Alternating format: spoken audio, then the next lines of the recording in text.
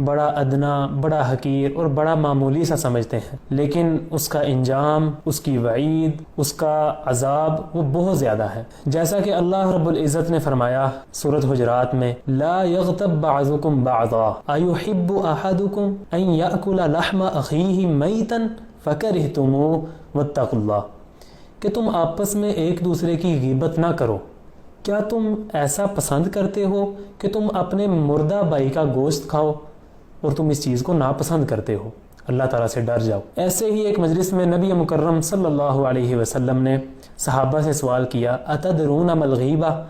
اے میرے صحابہ کیا غیبت کے بارے میں تم جانتے ہو؟ تو صحابہ نے جواب دیا، اللہ و رسولہ اعلم، اللہ اور اس کے رسول ہی زیادہ جانتے ہیں۔ تو نبی مکرم صلی اللہ علیہ وسلم نے پھر غیبت کی وضاحت کی۔ آپ صلی اللہ علیہ وسلم نے فرمایا، ذکرک اخاک بما یکرہ، کہ تو اپنے بھائی کا ذکر ان الفاظ کے ساتھ کرے کسی اور کے سامنے جن کو وہ ناپسند کرتا ہے، یعنی اس کا کوئی عیب، اس کی کوئی خامی، اس کی کوئی بری حرکت، کوئی برا اس کا کام تم کسی کے ساتھ شیئر کرتے ہو، جب کہ اس کو اگر اس چیز کا علم ہو جائے تو وہ اس چیز کو ناپسند کرے۔ تو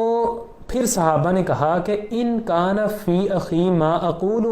اگر وہ کام جو میں برائی کسی کے سامنے بیان کر رہا ہوں وہ اس کے اندر واقعتاً پائی جاتی ہو، تو نبی مکرم صلی اللہ علیہ وسلم نے فرمایا، ان کان فی اخی ما تقول، اگر تو جو کہہ رہا ہے اس کے اندر پایا جا رہا ہے وہ خامی، وہ عیب، وہ کمزوری اس کے اندر پائی جاتی ہے، فقد اغتبتہ، تب ہی تو اس کی غیبت کر رہا ہے، وَإِن لَمْ يَكُنْ فِيهِ فَقَدْ بَهَتَّهُ، اور اگر وہ عیب، وہ خامی، وہ جو غیبت اس کی کر رہا ہے وہ اگر اس کے اندر پائی نہیں جاتی تب تو اس کے اوپر الزام تراشی کر رہا ہے، بہتان لگا رہا ہے۔ اگر ہم اپنے معاشرے میں دیکھیں تو یہ گناہ بہت ہی عام ہے، خاص کر اس سوسائٹی میں جہاں پر لوگ اکٹھے رہتے ہیں، ہمارے مدارس ہو گئے، ہمارے سکول ہو گئے، یونیورسٹیز ہیں، ہاسٹل ہیں، وہاں پر یہ عیب بہت ہی عام ہے، ہر کوئی ایک دوسرے کی غیبت کر رہا ہے، گروپ بنے ہیں۔ جب بھی کچھ دوست، کچھ لوگ اکٹھے بیٹھتے ہیں وہ غیبت ہی ان کا مین موضوع ہوتا ہے۔ وہ کسی شاعر نے بڑا پیارا شعر کہا ہے کہ وہ قحط مخلصی ہے کہ یاروں کی بزم سے غیبت نکال دیں تو فقط خاموشی بچے، یعنی اگر مجلسوں سے، یاروں کی بزم سے، یاروں کی مجلس میں سے غیبت کی نفی کر دیں تو فقط خاموشی ہی بچتی ہے، ان کے پاس اور کوئی بات کرنے کو ہے ہی نہیں۔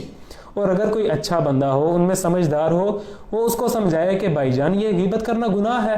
آپ اس کی خامی کسی کے سامنے بیان نہیں کر سکتے، تو آگے سے ہمیں اکثر یہی جواب سننے کو ملتا ہے کہ اب میں کیا کروں، یہ اس کے اندر پایا جاتا ہے عیب، یہ اس کے اندر خامی ہے، یہ کمزوری اس کے اندر ہے، تم کیوں مجھے روک رہے ہو؟ تو نبی مکرم صلی اللہ علیہ وسلم نے اس کی وضاحت کی کہ اگر وہ عیب اس کے اندر پایا جا رہا ہے تب ہی تو اس کی غیبت کر رہا ہے، وگرنہ اس کے اوپر الزام لگا رہا ہے۔ تو محترم بھائیوں، ہمیں غیبت سے بچنا چاہیے، اور اس کا مطلب یہ نہیں کہ بندہ کسی پر تنقید نہیں کر سکتا، کسی کو اس کا عیب بتلا نہیں سکتا، کسی کی اصلاح نہیں کر سکتا، بلکہ اس کا بھی نبی مکرم صلی اللہ علیہ وسلم نے بڑا ہی پیارا حل بتایا۔ آپ صلی اللہ علیہ وسلم نے فرمایا، المؤمن مرآت اخیہ المؤمن، مومن مومن کے لیے آئینہ ہے۔ ذرا غور کیجئے،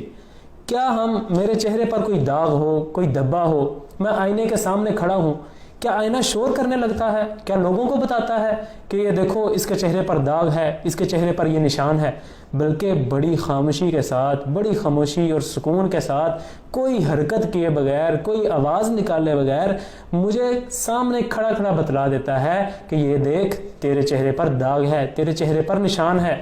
تیرے اندر یہ خامی ہے، یہ کمزوری ہے تیرے اندر۔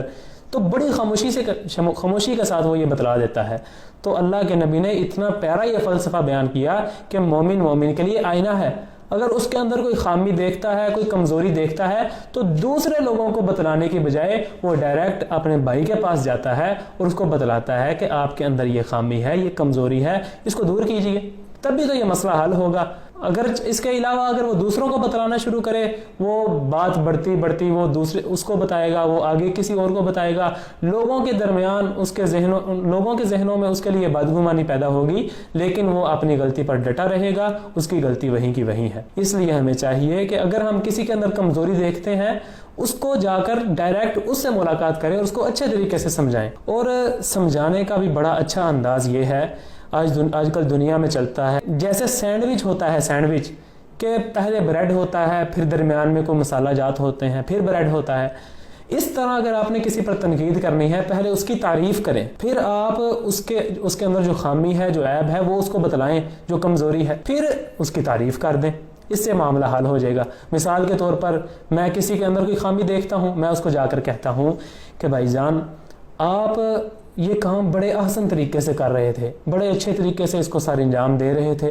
لیکن اب آپ یہ کام ٹھیک طریقے سے نہیں کر رہے، لیکن مجھے پوری امید ہے کہ آپ اس کام کو اچھے طریقے سے کرنا شروع کر دیں گے. آپ اس کو کر سکتے ہیں، آپ دوبارہ سے اچھے طریقے سے کرنا شروع کر دیں گے. نہ اگلا بندہ اس کو اپنے اوپر تنقید سمجھتا ہے، نہ اس کو محسوس کرتا ہے، نہ اپنی بے عزتی محسوس کرتا ہے، اور فوراً اپنی اصلاح کی کوشش کرتا ہے. اللہ رب العزت ہمیں عمل کرنے کی توفیق دے. سبحان ربک رب العزت عما یصفون وسلام علی المرسلین.